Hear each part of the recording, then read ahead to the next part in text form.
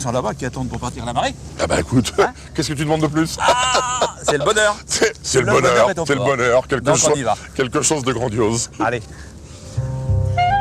Nous allons dresser les petites singettes. Par-dessus des aiguilles de pin, tu connais? Oui. Et on enflamme le tout. Magnifique. Et ça fait une flambée terrible, ça fait oh, ah, ah, ouah, oh, oh, oh. Et dessous, vous arrivez juste. Alors ça a le goût de cheminée, ça a le goût de la mer, ça a le goût de l'iode, c'est sensationnel. Vous allez voir comment ils sont spécialistes là-bas. Ils sont un certain nombre parce que Fabien Jacques est quelqu'un qui n'arrive pas à être seul. Il a toujours des camarades autour de lui, pêcheurs et compagnons de gaieté, on va dire.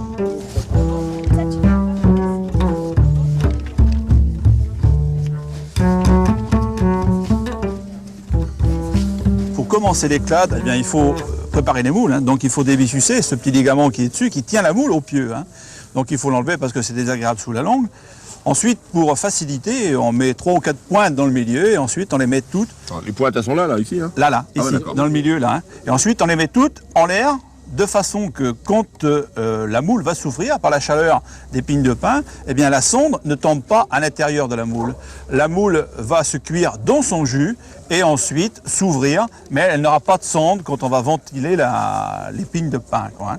T'en parles si bien. Donc voilà, la charogne est une moule de bouchot, hein, forcément, qui pousse en baie de l'aiguillon. Un bouchot, c'est une concession linéaire qui est plantée de pieux de chêne. C'est des concessions qui font 25 ou 50 mètres. Et la moule vient se capter dessus. Les méthyliculteurs, tous les ans, dans la baie de l'Aiguillon, font une production à peu près de 10 000 tonnes. Pour faire une bonne moule, il nous faut de l'eau douce, il nous faut du soleil pour la chaleur et du vent pour l'oxygène. Elle est quand même alimentée avec tout le marais Poitevin, hein, en eau douce. Et pour faire une belle moule... Poitevin, la Venise verte. La Venise verte, la Venise verte, bien sûr. Nous avons la chance d'avoir une baie qui est très bien exposée et nous faire un produit exceptionnel, quoi. Donc, on va mettre maintenant le journal dessus. Voilà, pour pouvoir... Ébourité. Non, parce qu'il y a des termes à ça aussi. Voilà. Faut pas raconter n'importe quoi, là. Non. Et les trucs de ça, Voilà. Et ensuite, c'est on met important. les pignes de pin. Comme on dit, voilà. Attends, allume à l'autre bout. Si, là, voilà.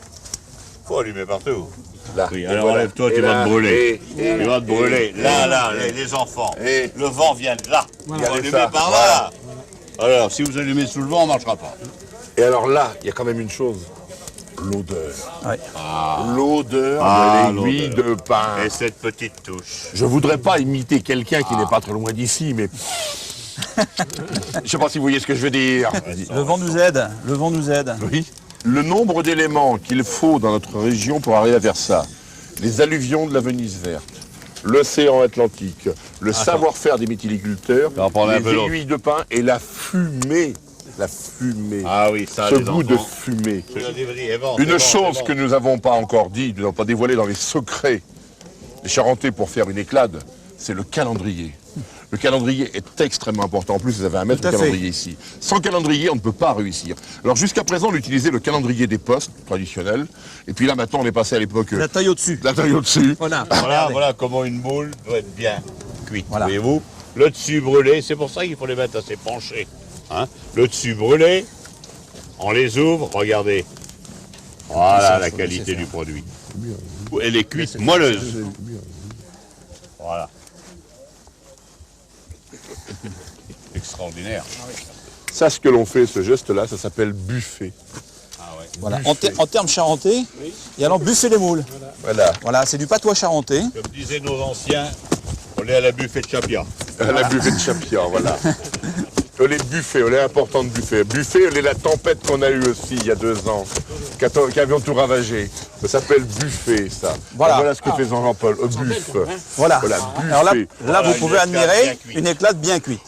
Soufflé. Donc elles sont grillées sur le dessus, mais quand on la retourne, elle est cuite dans son jus. Donc on va aller la servir ensuite à nos amis qui l'attendent avec impatience. Ça y est, c'est cuit, les amis.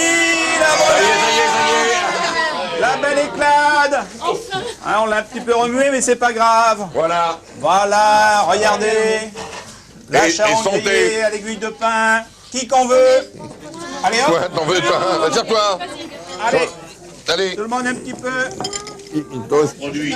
Regarde ça. Hein? C'est bien les meilleurs de France. On va leur faire Bon, honneur. alors, et Jean-Luc, on est désolé là, mais vraiment, toi, regarde la tête qu'on a avec Jean-Paul. On est pense à désolé, toi. on pense à toi, Ah, voilà. ça, c'est sûr. Allez les musiciens en route, on a buffé. On l'a buffé, moi tu peux la buffet. C'est les cornes, les côtes qui sont tombées. On l'a buffé, moi tu peux la buffet. C'est les cornes, les côtes qui sont tombées. On l'a buffé, vois-tu qu'on l'a buffé. Toutes les cornes des coqs qui sont tombés. On a tout buffé. Oh, ils sont en forme là-bas, hein, tu as vu? Extraordinaire. Incroyable. hein.